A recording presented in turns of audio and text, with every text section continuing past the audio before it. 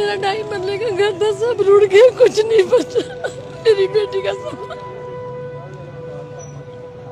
घर का सामान, पूरा सामान, आर्ट वाल बच्चियों का सामान बना बना के रखती थी, थोड़ा थोड़ा करके कि मेरी बेटियां बड़ी हो रही है, मैं उनके लिए कुछ बना लूं। लेकिन अब कुछ नहीं है, जिंदगी की जमा पूंजी सब लगा दी हमने। दोनों मियाँ बीवी ने जो कमाते थे बच्चों के लिए करते थे, अब कुछ नहीं हमारे हाथ में। हम बिल्कुल बेआसरा हो गए, अब कुछ नहीं है हमारे पास। मुझे 3 दिन हो गए, पागलों की तरह मैं आती हूँ, पागलों की तरह जाती हूँ, मुझे मेरा घर नहीं नजर आता। मेरे बच्चे दर बदर हो गए, हम दर बदर हो गए। ਜਦੋਂ ਧੀਆਂ 10-12 ਸਾਲਾਂ ਤੋਂ ਟੱਪਦੀਆਂ ਨੇ ਨਾ, ਤੇ ਫਿਰ ਮਾਵਾਂ ਨੂੰ ਫਿਕਰਾਂ ਲੱਗਣੀਆਂ ਸ਼ੁਰੂ ਹੋ ਜਾਂਦੀਆਂ ਨੇ ਕਿ ਮੈਂ ਆਪਣੀ ਧੀ ਵਾਸਤੇ ਦਾਜ ਇਕੱਠਾ ਕਰਾਂ। ਉਹ ਆਪਣੇ ਕੰਨਾਂ ਦੀਆਂ ਮੁਰਕੀਆਂ, ਛਾਪਾਂ ਛੱਲੇ ਸਾਰੇ ਵੇਚ ਕੇ ਉਹਦੀ ਆਜ਼ਾਦੀ ਦੀ ਇੱਕ ਆਖਰੀ ਕੋਸ਼ਿਸ਼ ਔਰ ਆਖਰੀ ਖਵਾਇਸ਼ ਸਿਰਫ ਇਹੀ ਰਹਿ ਜਾਂਦੀ ਹੈ ਕਿ ਮੈਂ ਆਪਣੀ ਧੀ ਦਾ ਸਿਰ ਕੱਜ ਕੇ ਉਹਨੂੰ ਸਹੁਰੇ ਘਰ ਭੇਜ ਸਕਾਂ।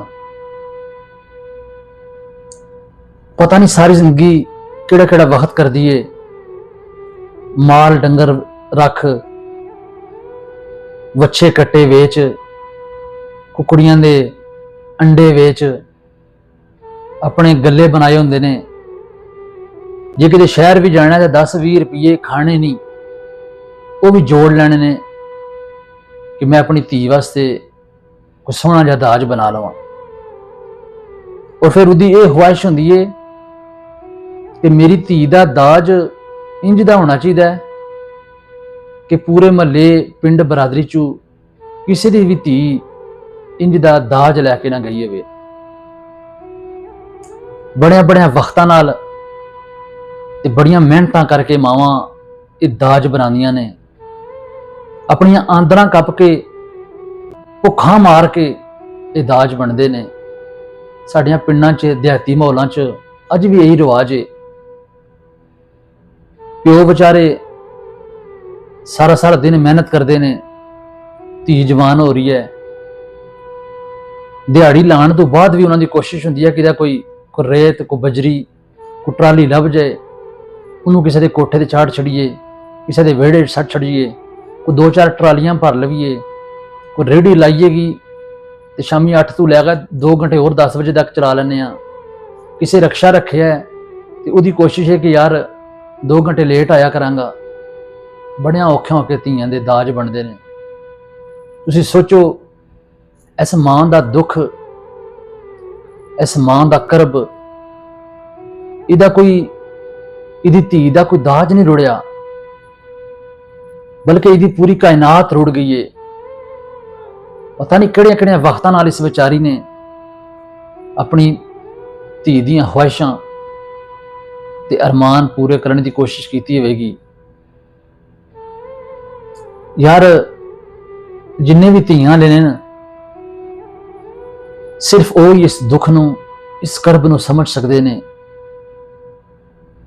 ਕਿ ਮਾਵਾਂ ਕਿਹੜੇ ਵਕਤ ਕਰਕੇ ਲੋਕਾਂ ਦੇ ਭਾਂਡੇ ਮਾਂਜ ਕੇ ਵੀ ਧੀਆਂ ਦਾ ਦਾਜ ਬਣਾ ਲੈਂਦੀਆਂ ਨੇ।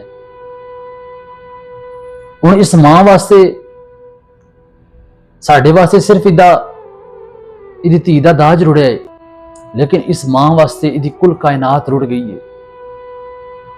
ਤੁਸੀਂ ਵੇਖੋ ਕਿ ਕਿਸ ਕਰਬ ਨਾਲ ਉਹ ਰੋਣਾ ਨਹੀਂ ਚਾਹੁੰਦੀ, ਲੇਕਿਨ ਉਹਦਾ ਅੰਦਰ ਉਬਾਲੇ ਖਾ ਰਿਹਾ ਹੈ।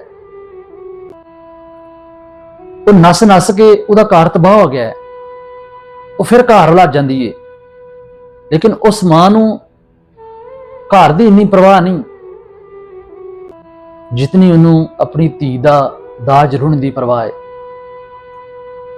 ਕਿਉਂਕਿ ਉਹਨੂੰ ਪਤਾ ਹੈ ਕਿ ਦਾਜ ਤੋਂ ਬਗੈਰ ਜੇ ਮੇਰੀ ਧੀ ਗਈ ਤੇ ਉਹਦੀ ਸੱਸ, ਉਹਦੀਆਂ ਨਨਾਣਾਂ, ਉਹਦੀਆਂ ਦਰਾਣੀਆਂ ਤੇ ਉਹਦੀਆਂ ਜਠਾਣੀਆਂ ਕਿਸ ਤਰ੍ਹਾਂ ਤਾਣੇ ਮਾਰ ਕੇ ਉਹਨੂੰ ਮਾਰਨਗੀਆਂ।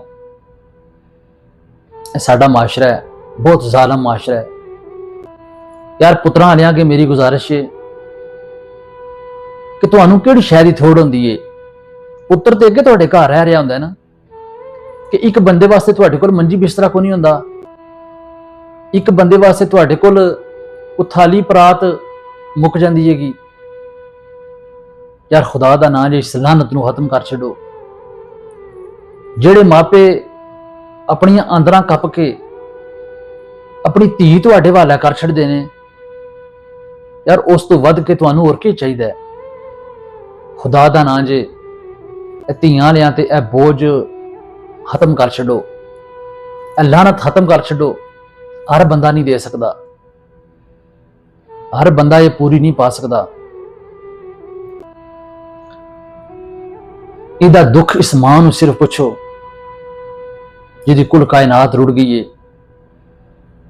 ਜਿਹਦੀ ਕੁੱਲ ਕਾਇਨਾਤ ਲੱਖਾਂ ਕਰੋੜਾਂ ਮਣਾ ਮਿੱਟੀ ਥੱਲੇ ਦੱਬ ਗਈ ਏ। ਉਸ ਬਾਪ ਕੋਲ ਪੁੱਛੋ ਜਿਹੜਾ ਸਾਰੀ ਸਾਰੀ ਰਾਤ ਤੇ ਸਾਰਾ ਸਾਰਾ ਦਿਨ ਲਾ ਕੇ ਆਪਣੀ ਧੀ ਵਾਸਤੇ ਦਾਜ ਇਕੱਠਾ ਕਰਦਾ ਰਿਹਾ ਹੋਵੇਗਾ। ਇਹ ਦਾਜ ਸਿਰਫ ਦਾਜ ਨਹੀਂ ਹੁੰਦਾ, ਇਹ ਮਾਵਾਂ ਦੀ ਰੂਹ ਬਣ ਜਾਂਦਾ ਹੈ। ਧੀ ਦਾ ਜਿਹੜਾ ਦਾਜ ਦਾ ਭਾਂਡਾ ਮਾਵਾਂ ਲੈ ਰਹੀਆਂ ਹੁਣ ਨਾ, ਮਾਵਾਂ ਉਹਨੂੰ ਘਰ ਪਰੋਣੇ ਵੀ ਆ ਜਾਣ ਤੇ ਉਸ ਦਾਜ ਦੇ ਭਾਂਡੇ ਨੂੰ ਹੱਥ ਨਹੀਂ ਲਾਣ ਦਿੰਦੀਆਂ। ਇਹ ਅਣਲਾਗੇ ਟਿਕਾ ਰਵੇ, ਮੈਲਾ ਹੋ ਜਾਏਗਾ, ਖਰਾਬ ਹੋ ਜਾਏਗਾ, ਕਿਤੇ ਟੁੱਟ ਨਾ ਜਾਏ।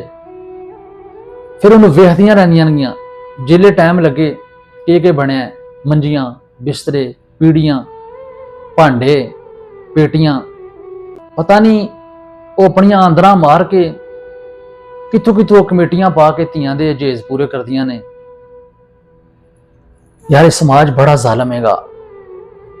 ਉਹ ਮਾਂ ਦਾ ਜਿਹੜਾ ਕੋਈ 2-4 ਲੱਖ ਰੁਪਇਆ ਇੰਨੇ ਦੀ ਅਜੇਜ਼ ਦਾਜ ਹੋਵੇਗਾ, ਉਹ ਉਹਦੇ ਵਾਸਤੇ ਨਹੀਂ ਰੋ ਰਹੀ, ਬਲਕਿ ਉਹ ਇਸ ਮਾਸ਼ਰੇ, ਇਸ ਸਮਾਜ ਦੇ ਤਾਣਿਆਂ ਤੋਂ ਰੋ ਰਹੀ ਏ ਕਿ ਹੁਣ ਮੇਰੀ ਧੀ ਕਿਹੜਾ ਮੂੰਹ ਲੈ ਕੇ ਸਹੁਰੇ ਜਾਏਗੀ।